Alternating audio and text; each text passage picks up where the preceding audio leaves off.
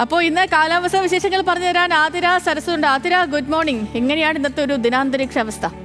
Good morning Sethu. പ്രേക്ഷകരെ sky വാച്ചിലേക്ക് സ്വാഗതം. ഇന്ന് മഴ മുന്നറിയിപ്പുള്ള ഒരു ദിവസം തന്നെയാണ്.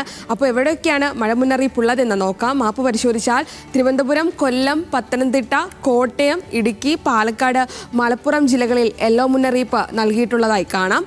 മറ്റ് ജില്ലകളിൽ നിലവിൽ മുന്നറിയിപ്പുകൾ ഒന്നും നൽകിയിട്ടില്ല എന്നുള്ളതാണ്. ഈ ശബരിമലയിലേക്ക് പോകുന്നവരുടെ ശ്രദ്ധയിലേക്കാണ് ഈ നേരിയ ഇടത്തരം മഴയ്ക്കാണ് ഇന്ന് ശബരിമലയിൽ സാധ്യത. യെല്ലോ അലേർട്ട് നൽകിയിട്ടുള്ള ജില്ലകളിൽ ഒറ്റപ്പെട്ടിടങ്ങളിൽ ശക്തമായ മഴയ്ക്കാണ് സാധ്യത എന്നുള്ളതാണ്. തമിഴ്നാട്, പുതുച്ചേരി തീരങ്ങൾ, തെക്കൻ ആന്ധ്രാപ്രദേശ് തീരങ്ങൾ എന്നിവിടങ്ങളിൽ ഇന്നും മത്സ്യബന്ധനത്തിന് വിലക്കുണ്ട്.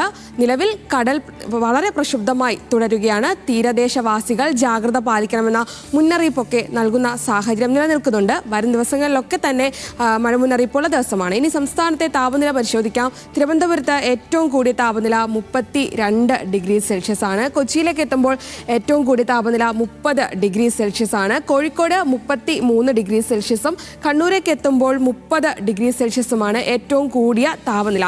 ഇനി വരും ദിവസങ്ങളിൽ തണുപ്പുണ്ടാകാനുള്ള സാഹചര്യമൊക്കെയുണ്ട്.